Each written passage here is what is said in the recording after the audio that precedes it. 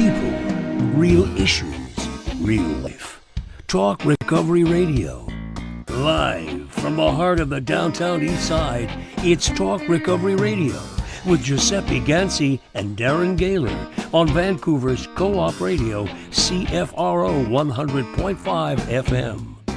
From the streets to the studio, bringing you addiction recovery stories from real people with lived experience and real experts on today's issues. Tune in live every Thursday, noon to 1. Powered by New West Recovery. Real people, real issues, real life. Talk Recovery Radio. And good afternoon, everybody. Welcome to Talk Recovery Radio. That video always makes me smile. I'm smiling right now. Hey, Darren. Hello. How are you? Hello. We've done some stuff. Hey, I'm doing good. I'm doing good. Keeping busy.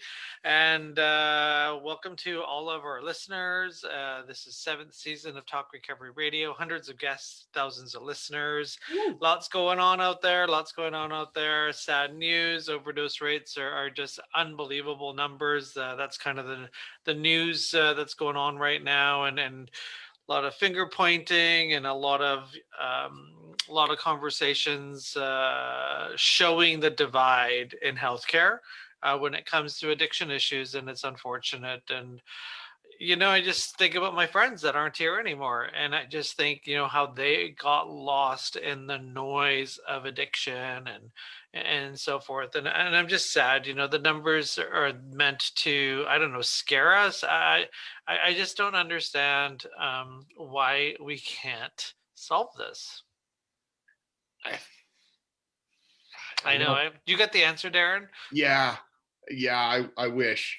It, like you said, it feels like we've done a lot. When we look over the show and how many people we've talked to, and yet the numbers are growing exponentially.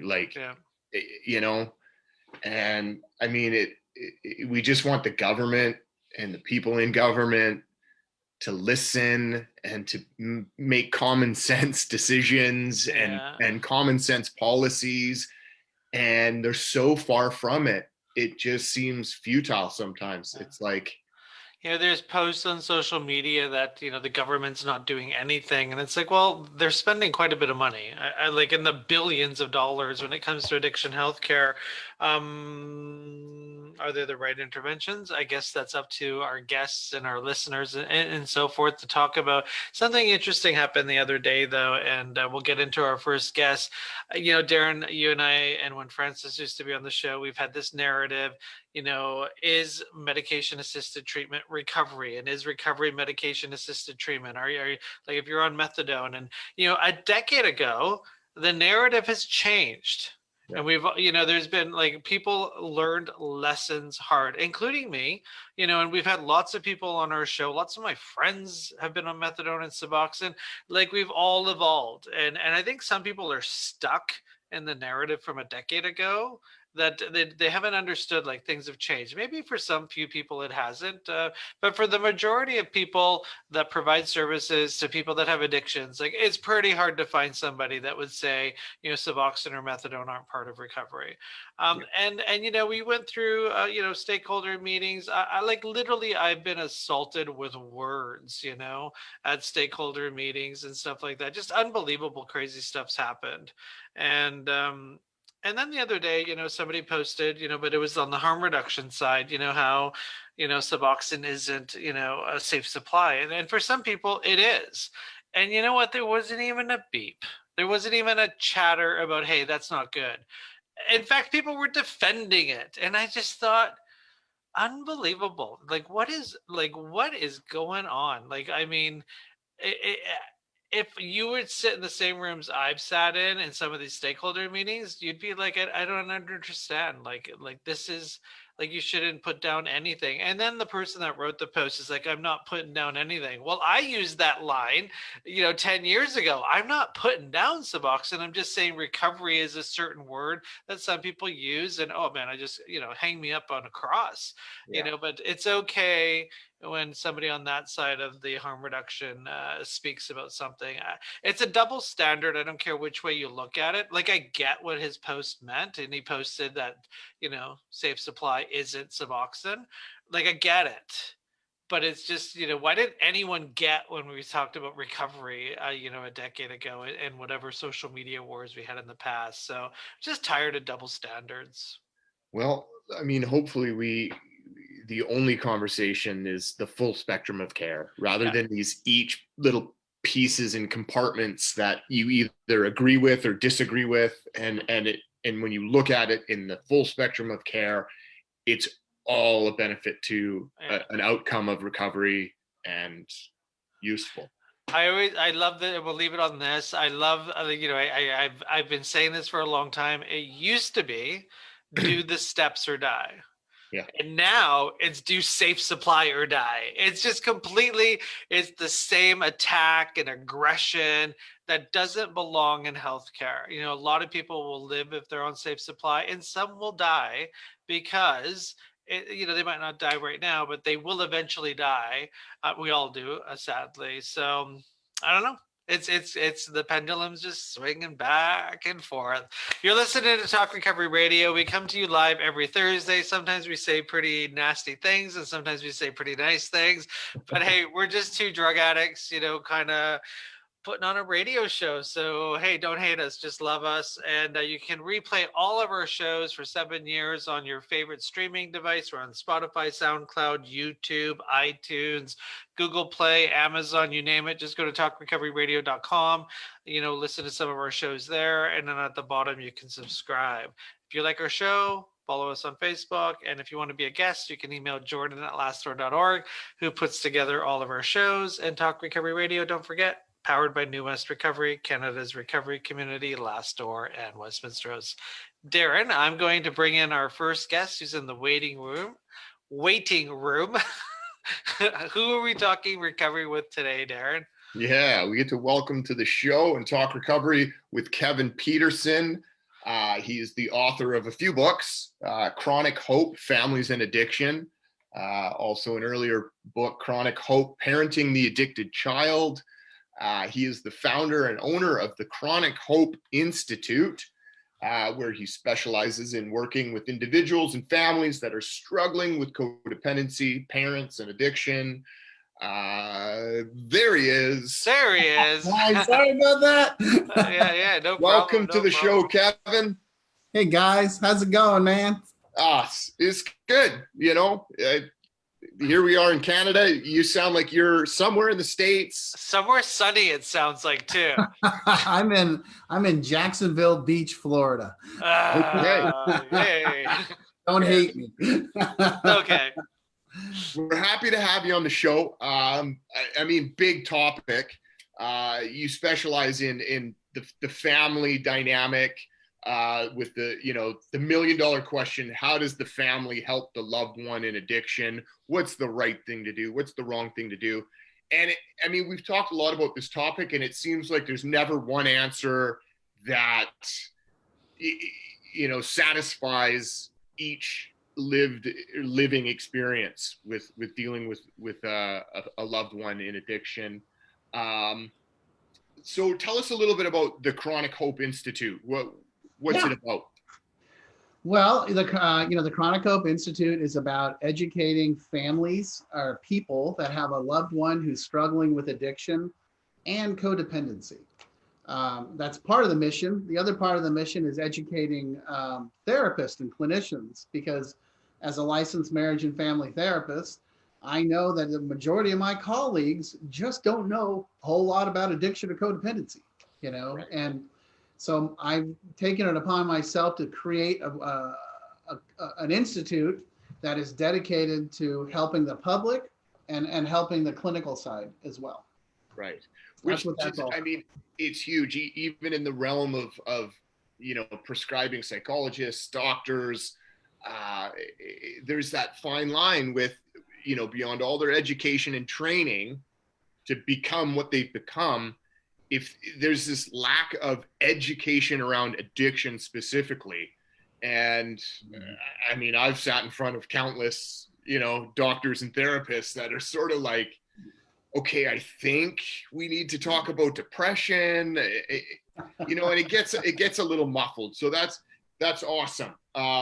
Because I also know that, not every successful therapist for an addict requires to be an addict themselves. Right. Absolutely. I'll tell you sort of a quick little story on that. I went to the school I went to, the graduate school I went to was in Denver. It's called Regis. It's a little Jesuit master's program. It's phenomenal. Okay. And I get asked back to talk in the class, the substance abuse class every year. And the kids asked me that question. They're like, well, you're in recovery and you're a therapist. I mean, I grew up in a house of addiction. I became an addict. I got sober, and then I became a mental health professional. Right on. And they're like, well, this one woman said, it sounds to me like you think that only people that are in recovery are effective addiction or codependency family, therapists. And I'm like, well, here's how I would answer that question. And, she was probably like 35 or 40. I said, do you have kids? And she's like, yeah. I said, great. Did you experience any postpartum depression? And she's like, I did with both kids. I said, great. Why didn't you call me? I'm fully trained in that. And she looked at me. I said, because I'm a guy. How could I possibly know what it's like to be you? And I said, honestly, the thing about addicts is we smell a lack of authenticity or genuine behavior like that. Yeah. And as soon as we figure out that you have no idea what we're talking about, away we go. That's right. But now, addicts don't lie. You can trust addicts. That's what I've been told at many stakeholder meetings. It's like, oh, okay. Can I have your checkbook, please? Well, again, the old story, right? How do you know when an addict's lying? Yeah. When their lips are moving. Yeah, pretty much. Yeah, I've heard that one. Yeah, definitely. And no offense out there to people that are using drugs, and I say that with a smile on my face, but if you're a person that with a substance use disorder and a person living in long-term recovery, let's get our PCs straight. You know what, like, we get it, and like, we've all been there and done that, and that's why what you're talking about has some value to it. So thank you. And I would also say the thing is, you don't have to be in recovery to work with people that are struggling with addiction. It helps. It really helps. And the other thing too is that, and I'm really glad you said that. I got really tired of listening to a lot of people do the PC thing and dance around issues. And you know what happens? And here's the thing. My clients die. Okay. Right. Everyone that struggles with substance abuse disorder or addiction eventually can die from their substance abuse. They just can. That's the nature of substance abuse. So I take it deadly seriously. That's why I have just like a very black and white direct way to go about things. I'm not into harm reduction. I'm not into, let's see how it goes. Let's dance around the streets a little bit. I'm like, look, but I also want to be clear that when people come to me, it's not because they're wondering. They're coming to me because the house is on fire, and they're like, what do we do? Our father, our mother, our brother, our sister, our daughter, our son is one step away from death. What do? We need help. Yeah. And so that's my perspective, is I come from that concept. So let's get into that. I mean, up here, especially in Vancouver, British Columbia, our stats, I think, was it 74% overdoses up from last year's total. Everything we're doing isn't reducing the death toll. And now, more common than ever, overdose death is a reality. It used to be the hardcore junkie heroin addict, that was going to have that as a risk. Now it's the kid that's 16 that's trying cocaine for the first time, right? And I think, just based on my own experience in the conversations I've had with families, it's created and instilled a way deeper fear of losing their children to a manic, defensive, obsessive control to their loved one. I guess, what do you say to the mom or the dad that is doing everything, beyond boundaries, completely unhealthy. They're maybe buying their kid, the dope to keep them home, because and they will fight this to their own death, that they do not want to see their child die. And so they will do absolutely anything. And in that defense, it seems just, it seems right. How do you argue with that? But how do you help that person? What do you say? I hear that all the time, by the way. I hear that all the time. Yeah. And I get the response I get is, Kevin, if we do what you tell us to do and start holding them accountable and have boundaries, they're just going to go out of the street and start, shooting heroin and kill themselves. I said, okay, but we have to agree they're already doing that.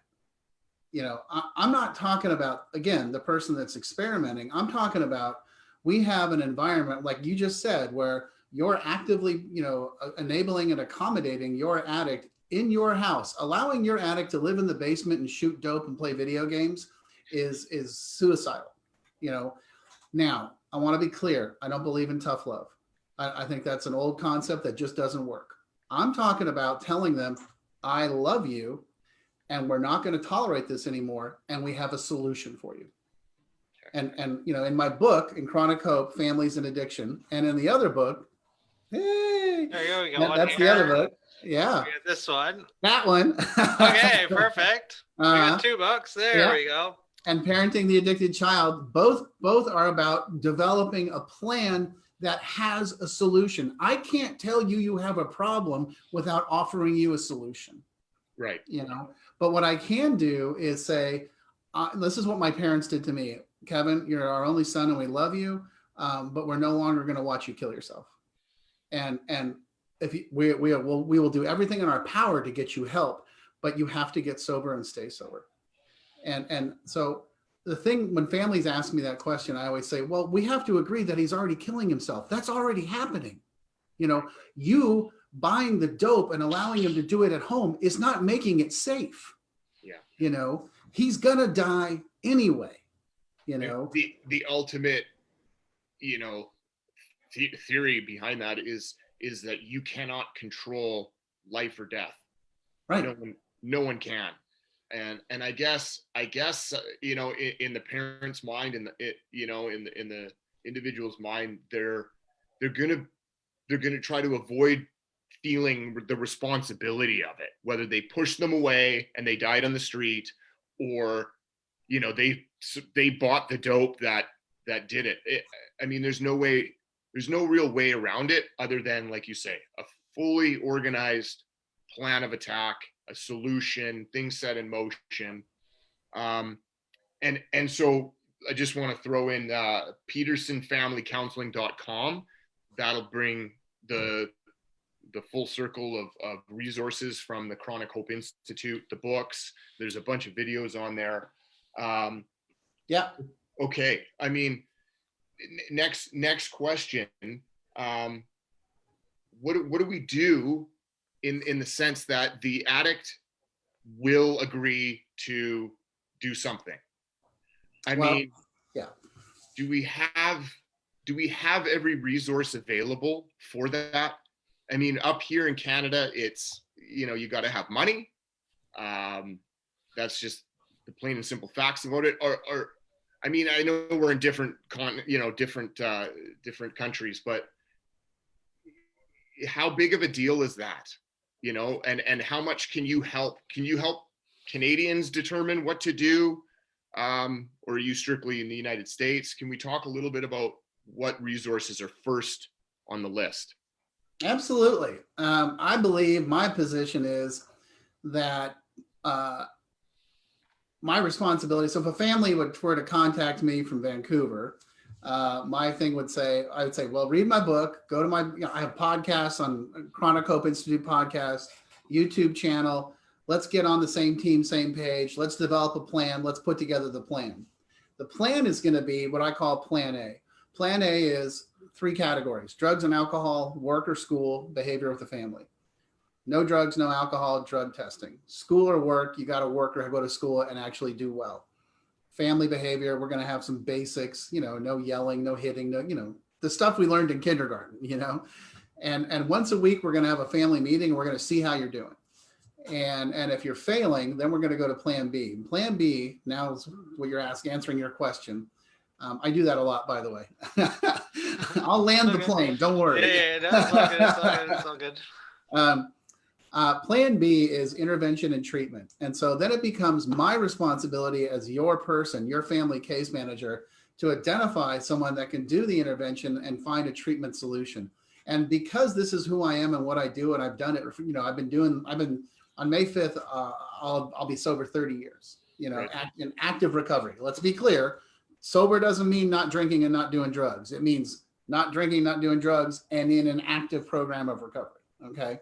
So I know people in your town. I know who to call. I know how to resource. I know you guys. I know who to talk to and say, hey, we're going to put together a plan and we're going to plan it out. And I would tell you that I can do it. I honestly believe that I can do that anywhere in the country, almost anywhere in the world, and resource it.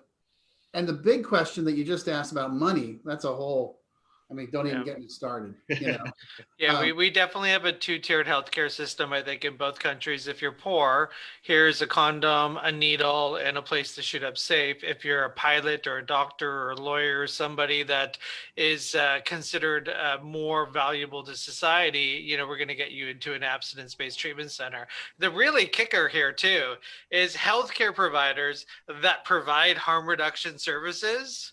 If they have a substance use disorder, they go to an abstinence-based treatment center paid for by taxpayers. And only on this show do we talk about that. The physician that's giving you your harm reduction, if he uses dope, and trust me, there's a lot of physicians out there using dope, they're going to one of the woods or one of those $30,000 a month abstinence-based treatment centers.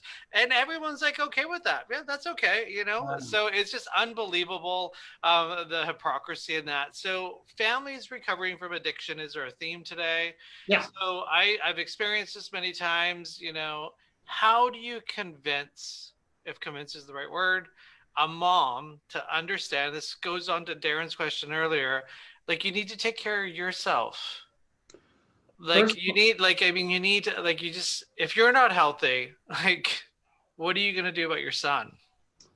So the first question I always get is, what's the number one thing I can do to help my son, let's just say, and in his recovery or get to recovery? I'm like, get into your own recovery. And they just kind of stare at me and I'm like, well, no. I said, I want to be clear with you. I'm not going to teach you how to control your kid or control your addict. That's not my job. I don't do that. I don't know how to do that.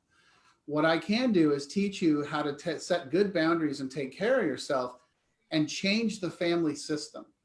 And if we change the family system, we'll have a much better chance of changing the individual environment. And here's sort of the direct answer to your question. What I tell them is, so how's your way working? You're at my doorstep paying me, and you read my book and you're something about that's attractive to you. We're going to have to agree that your way is not working. And so how are you willing to try something different? The old adage, right? If nothing changes, nothing changes, And there was some concern in and around, treatment centers not really providing the therapy required. It would sort of just, send the clients to 12-step programs, or, you know what I mean? And it's so much work being done there. Not to discourage 12-step programs, but I'm getting to a point where it's sometimes the same thing with family members. Just go to Al-Anon. Oh. And I get it, but that's basically, if I'm saying that to them, I'm saying I don't know how to help you. So there's got to be more options than just that. So what does it look like for the family? Is it a family, like 5 people sitting with a therapist? Is it each person getting their own individual therapy, working on their unresolved issues? What's the initial plan of attack? Let's say they need education, they need some sort of understanding. Do they need to all be together during these conversations? So the answer is that the way I break it down is I look at it in three phases. The first phase is the before phase. That's when they come to me and they're like, what do we do about Darren? You know, and I'm like, okay, let's put together a plan. Okay, and that's really about Darren, and we're going to deal with Darren. Okay, then there's the during phase. We've enacted the plan. Darren's getting help. Now it's time to work on the family. And everything you said is the answer is yes. There's education. There's therapy. There's 12-step. There's reading Codependent No More. There's a couple of great, are you guys familiar with the movie Pleasure Unwoven, the documentary? Oh, I'll have to look at it. What's it called? Pleasure Unwoven. Dr. Kevin McCauley put it together, and it's amazing. It's probably the single best documentary, I think, on addiction and understanding the brain, the chemical, the medical, the psychological, the spiritual side of addiction. Amazing. And I think that kind of education really helps the family. But then, what I understand the old school model. Here's the list of Al-Anon meetings. Good luck.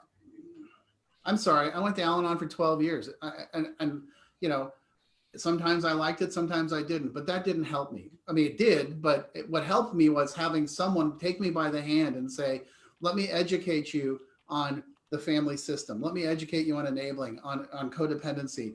Let me make it clear, Kevin, you are not responsible for your mother's addiction. You are responsible for how you respond to it, And my other favorite phrase, these are all quotes out of my book, is happy families come from happy individuals. Happy individuals work on their stuff. Everybody has stuff, And so that's really what it comes down to, is that we're going to change the family system, because the worst thing we can do is get Darren sober, throw him into treatment, and he comes back into a family system that hasn't changed, because we're just going to throw him right back out.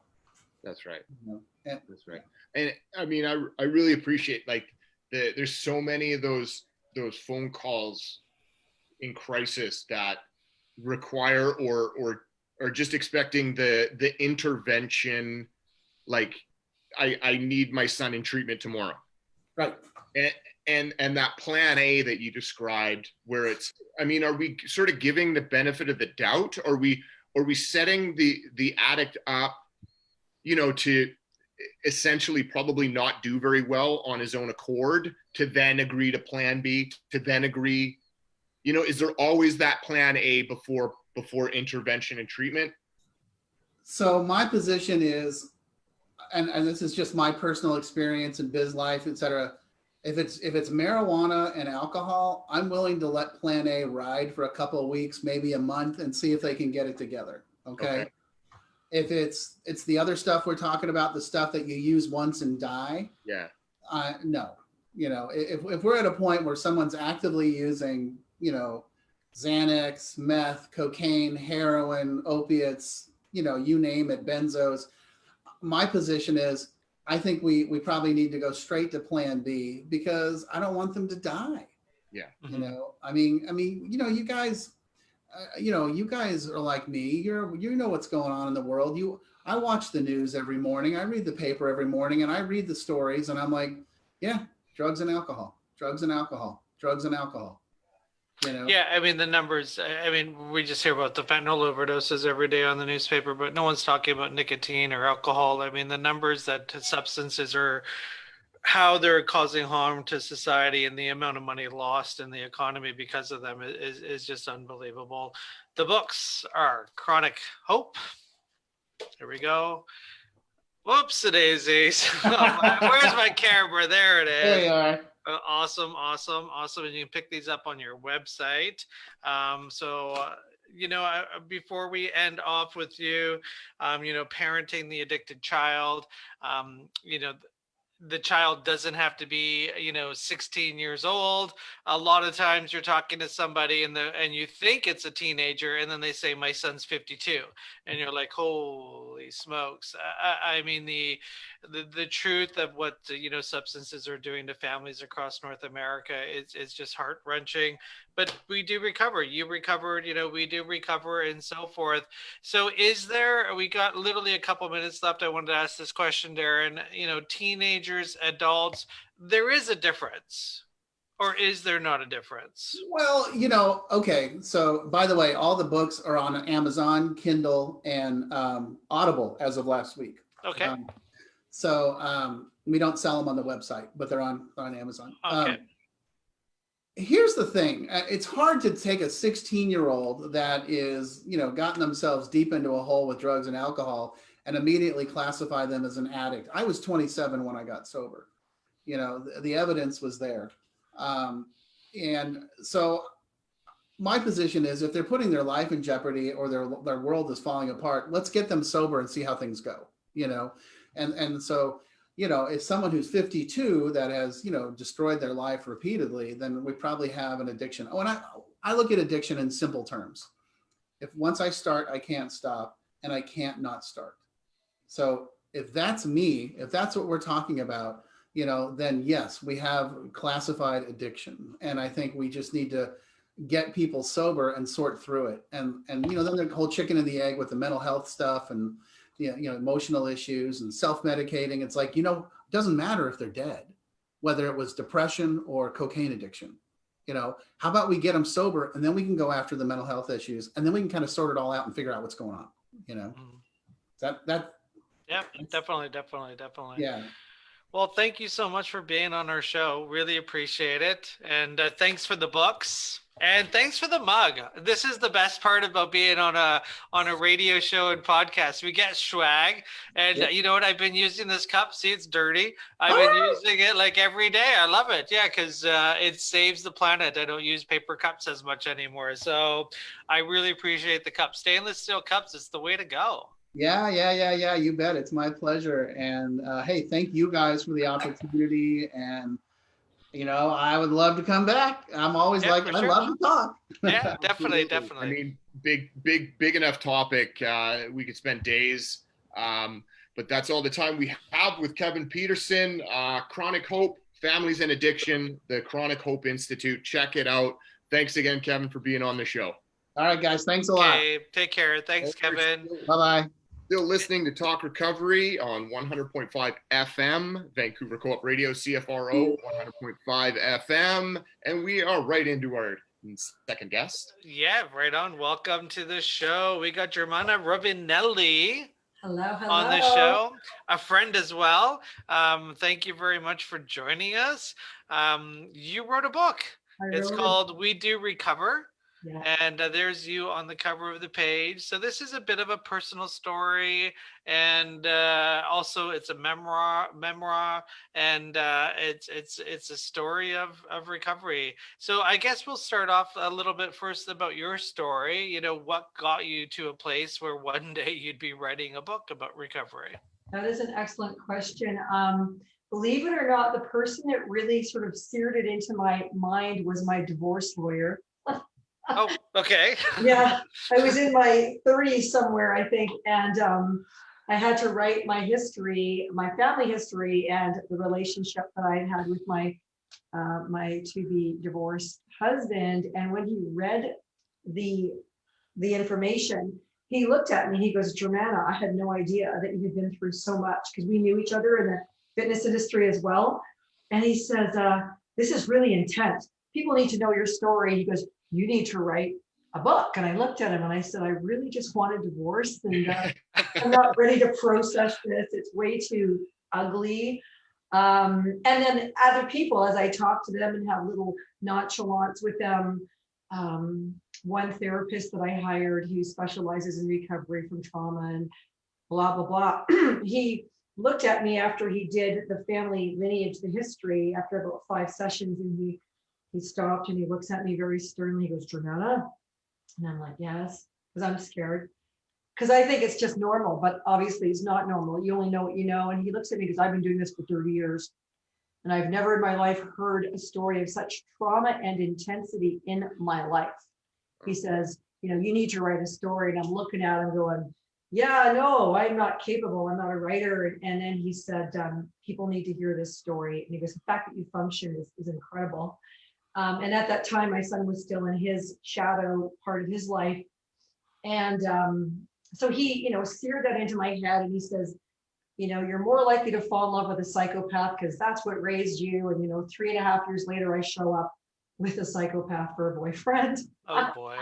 It was crazy. He nailed it because he said, we do what's familiar. Right. Okay. And then the last person that sort of hit it for me was another lady who had recently written a book. We were flying from Toronto to Vancouver. I just finished competing in a national event. We were chatting it up, and she had written a book. And I told her little nuggets of mine about my story, about my life. And she goes, "You need to write a book." And I was like, so I thought, okay.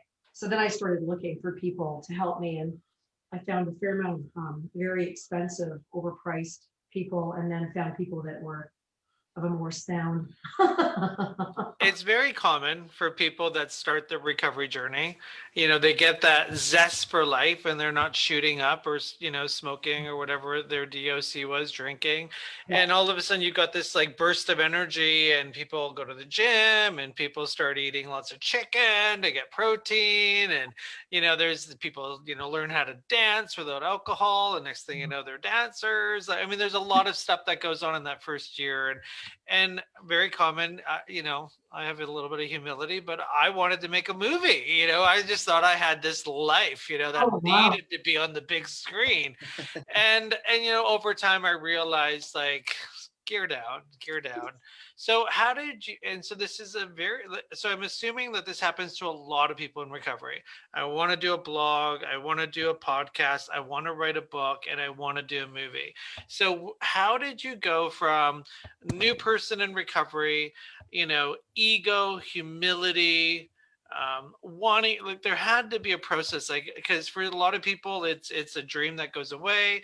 For people like me, it was just like, I am putting my stuff on a movie. So what prepared you physically, spiritually, emotionally to do this? Did you do step work, a counselor? Because you know, it's something that a lot of people do, but not everybody actually does the action plan. So how did you do that? Well, I did do a fair amount of step work. I did do a lot of therapy. I did a lot of, you know, step 11, step 10, 10, 11, 12 as part of my life. To be honest with you, I didn't really want to write my story because I found it was just awful and I didn't really want people to know. But then I thought, if I can go through this, I know I'm not alone. I know that there's people that have been through, you know, whatever their history is, whatever their trauma is. What really made it stick for me is the linking. If we understand some of our history and we let go of the trauma response or the low self-esteem or the tendency to self-abandon and self-harm, we got a shot at not repeating the legacy. I've had a number of different people that had sort of said, Germana, and I'm like, yeah, I'm not a writer. I don't spell well. You know, I'm not polished. I've never been to finishing school. I can prove it. Like, it's just not my thing. And then as my father passed, as he was getting ready to pass, my father, unfortunately, was a really wounded human being. And he actually looked at me, and I'd already started, but I hadn't started with the professional support. He goes, whatever you do, don't write a book. And I thought, oh, you are ashamed of what you did to us. Oh, right. And I thought, well, he was legally blind. And I thought, well, you'd never know because you're blind. And then about 9 months later, he died. And there was a part of me that just wanted some of it to be heard so I wasn't silenced once again by fear, by shame, by thinking there's something terribly wrong with me. And I wanted to hold a torch for other people so they could go, oh, yeah, okay. We're lucky enough to find it in the rooms and to be able to change this destructive, addictive cycle. And I always say, like, that's a gift from the universe or God or higher power. But what we do with our life afterwards is our gift back.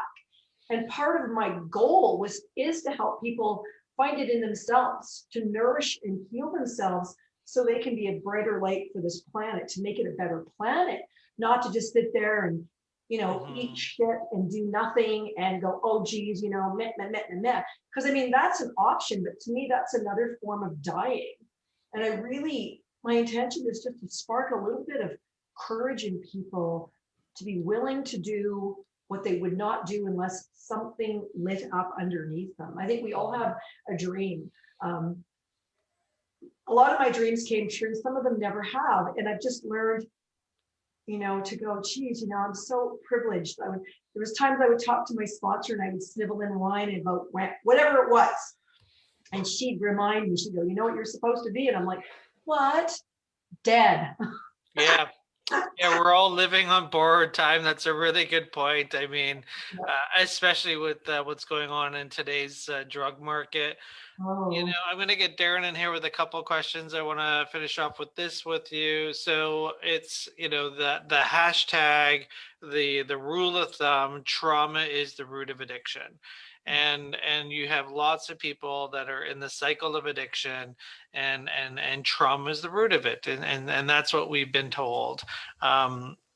You've had trauma. Like, I read your bio, I've seen some snippets in the book that you sent, the PDF part.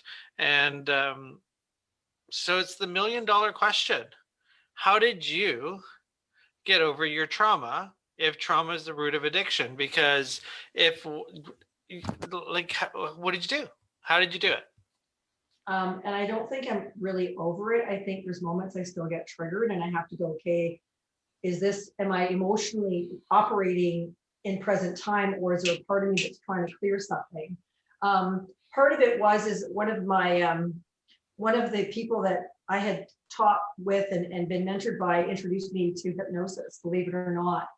And when I got into recovery, one of the ladies around me was practicing as a hypnotherapist, and she had introduced me to it.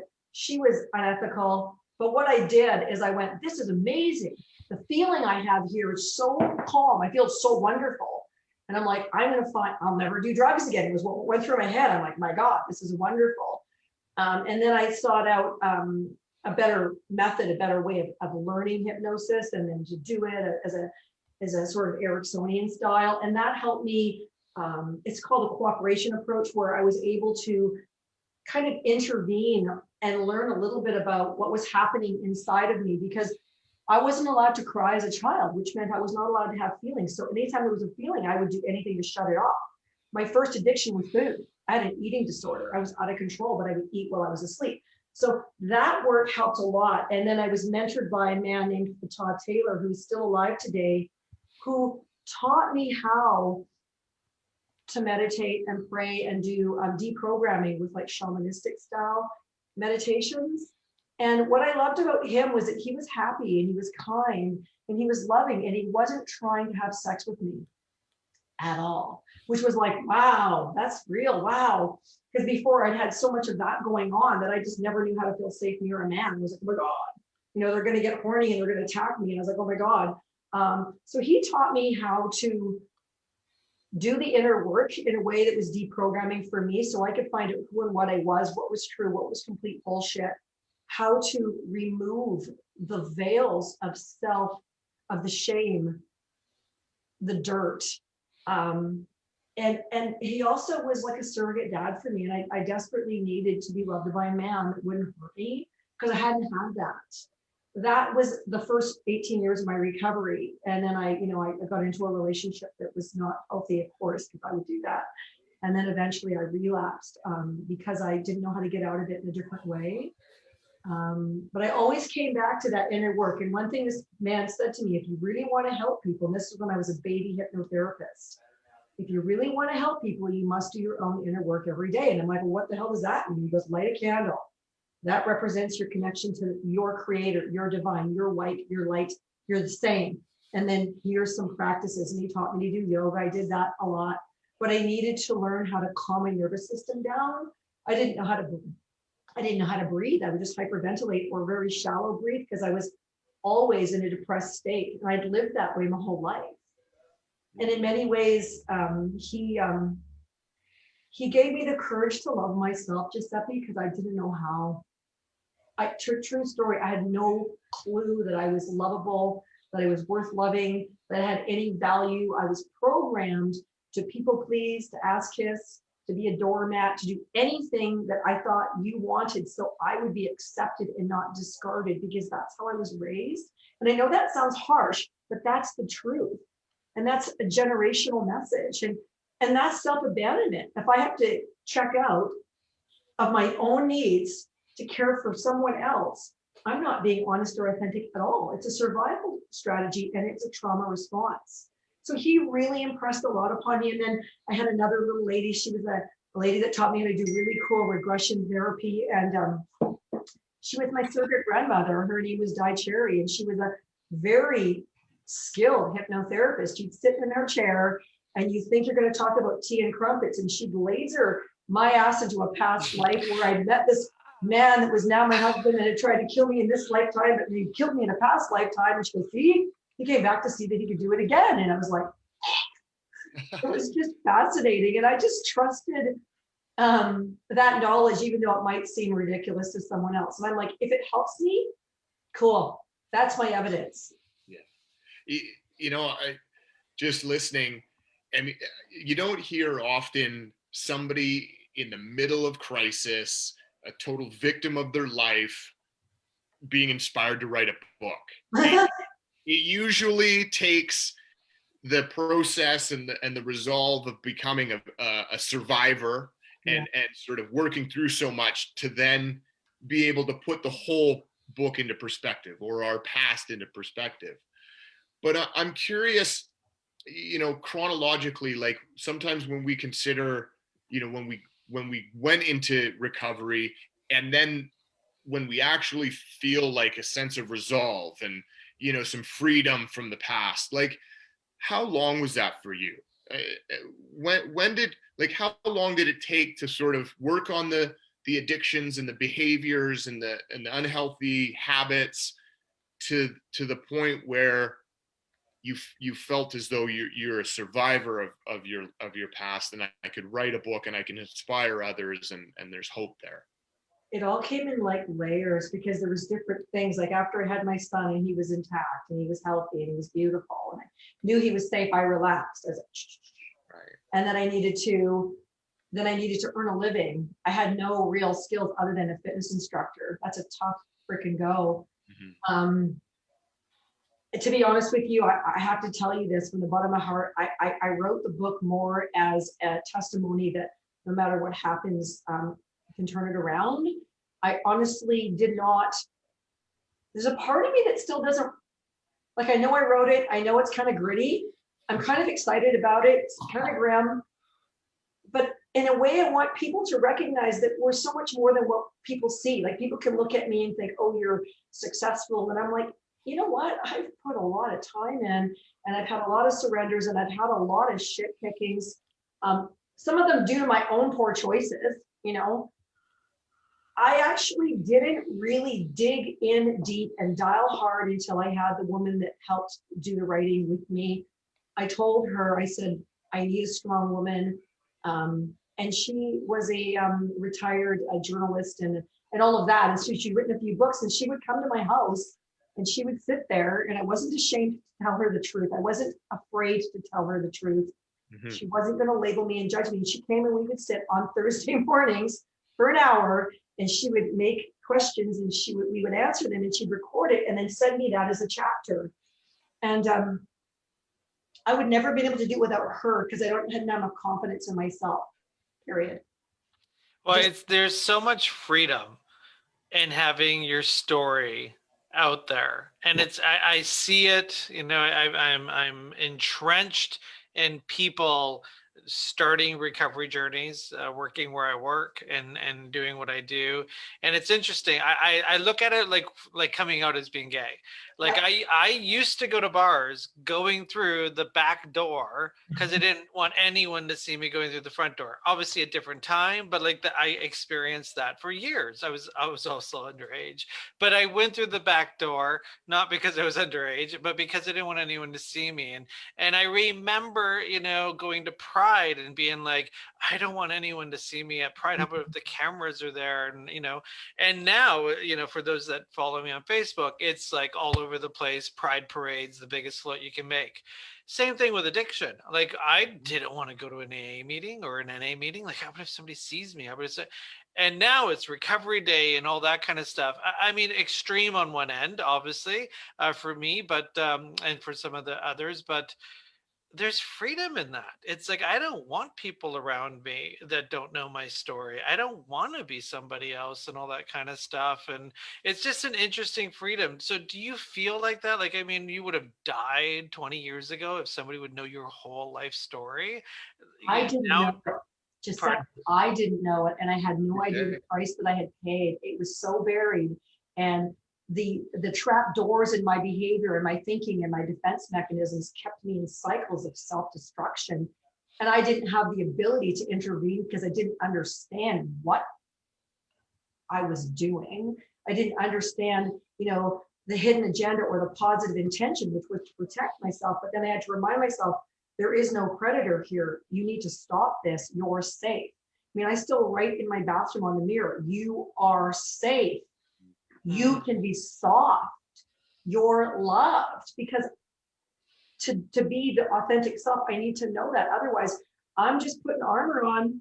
It might come off as, Mrs. Muscular or Mrs. this or Mrs. that, but those are defense mechanisms. And to be honest with you, I feel incredibly, I'm so grateful that I hurt myself bad enough that I knew the only place for me to find solutions in rooms, because I was probably destined to die about 23.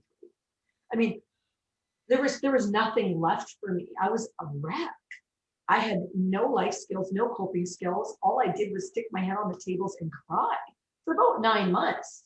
And in the interim, I got pregnant because I'm, some guys are looking at me and I'm like, got no boundaries and I don't even know what the hell a boundary is.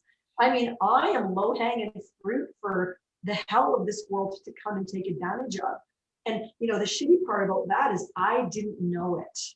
With that attitude, that ego, I got it going on, fuck you, meh, meh, meh, meh, whatever. I'll just keep smoking cigarettes and drinking coffee. It'll be okay. And I got God, right? I didn't know who I was. I didn't know my value or my worth. And there's layers of that onion that I feel like I'm still sort of going deeper. And then if I take something personally, then I can sometimes, beat myself up again and then I stop. A lot of people, go ahead. What do you say?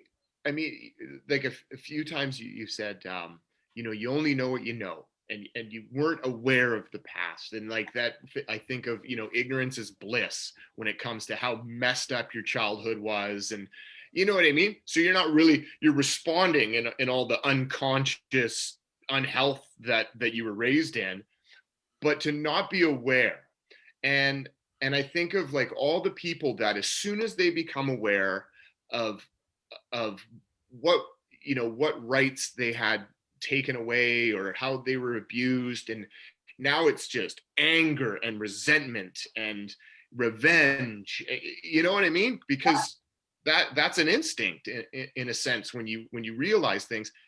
How did you go beyond that, or did you have to go through some of that? Like, what do you say to somebody that knows they got it bad and can't get out of that? They can't get out of it, again, becomes another addiction to being a victim. And I think that's deadly. And that's just as dangerous as giving them a loaded gun and saying you don't have any other choices. In my situation, I was taught to report, like when I was in a treatment center called the Maya House, which is just for women, which I think we need more of those things because women have babies, like we multiply, that's scary. And the therapist made me take this big poster and put it above my bed. And I was raped and it wasn't my fault. So I had to keep letting that sink in because I blamed myself for it. I said, oh, I'm a whore, I'm a slut. And then I was told to report it and I reported it. And then it went through the process and, it was supposed to go to court. It didn't go to court, but they sent me a check, a shut up check, which I thought was interesting. I think it's just like any wound. We have to let it out, but then we have to say, are you ready to let this go? Because otherwise we're still being abused by the abuser, but now we're taking over for the abuser, or we're still being abused by the fact that our parents couldn't parent us. And I think that's an addiction, and that's a dangerous thing to do because now it's called para-alcoholism. It's like a dry drunk, miserable, unhappy, ungrateful, unwilling to go, what's my part to make my life a win-win? Like, how do I win even though this sucked, even though I didn't deserve it? Nobody deserves it. And I think we're all wounded. We all have pain. We just have a different story. So Well, with everything that's happened to you, rape, abuse, everything that life's given you on a platter, misery, would you say you're grateful today? I'm very grateful. I feel incredibly blessed. I know that my life that it's a privilege, the life that I have, and I know that it's a byproduct of recovery and of working through stuff and of having the courage to let people love me and to learn how to love me, whatever that means. I am incredibly grateful, like beyond words. There's some days I kind of get in my little headspace and then I just start to list the things and the realities. And I sometimes weep just with thank you, thank you, thank you. So there is hope out there. If you have a loved one that's suffering with trauma and addiction, there is hope, and you can pick up the book We Do Recover, and that's on Amazon. Where can people buy your book? It's at Friesen Press right now. It'll be on Amazon in about 3 more weeks. Okay, so so you'll get it in 3 more weeks on there. Go to our Facebook page. There's a link to the website where you can buy it to Friesen Press, and there you can get the book in many formats and so forth.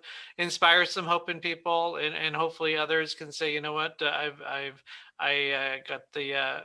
We're not supposed to say shit, but I got the shitty end of the stick, but I'm grateful today. I've been able to turn my life around, and there's countless scenarios on how you can get there and many pathways and so forth. So I really appreciate you being on the show. Today's show has been about families recovering, about and I know your family's in recovery, you're with a son that's in recovery and so forth, and just like addiction is contagious, recovery is contagious. So we really appreciate you being so vulnerable and courageous to be on our show. And if you're out there in silence with your trauma, talk to people. You'll find the right ear one day, and you'll be able to get to where Germana is. That's very sweet of you. Thank you, Giuseppe. And thank Germana you. Rovinelli, and the book is We Do Recover. Yeah. And I just, every time I have a conversation like this with someone such as yourself, Germana, it reinforces my perspective on people out there struggling. Like I go from like, you're not doing anything about it, like a spiteful, you're earning, that life. It's your fault, and then I go from this like compassion, oh, you can't help yourself, and poor you, like this victim, and yet there's this utter truth that we do recover. And yeah, it's hard work, and there's no timeline, and there's it's an individual experience. But from a therapist saying, I've never heard of a worse past, to writing a book, I was like, oh my God, yeah. It's just like, well, I guess it all comes down to what are you willing to do, and also who are you going to choose to have in your life helping you. It sounds like you pick some people in your life that were there, and to choose to trust and allow them to help was your job, and within that equation there was some resolve and some growth, and congratulations. Yeah. Congratulations. New West Recovery, Talk Recovery Radio is powered by New West Recovery. Thanks for listening. You can catch all our replay shows at talkrecoveryradio.com. Darren, always good to see you. See you next Thursday. Thank you. And Big thank you very much, Kevin Petersen, at the start of the show. Exactly. Yeah. Take care, everyone. Bye. Bye.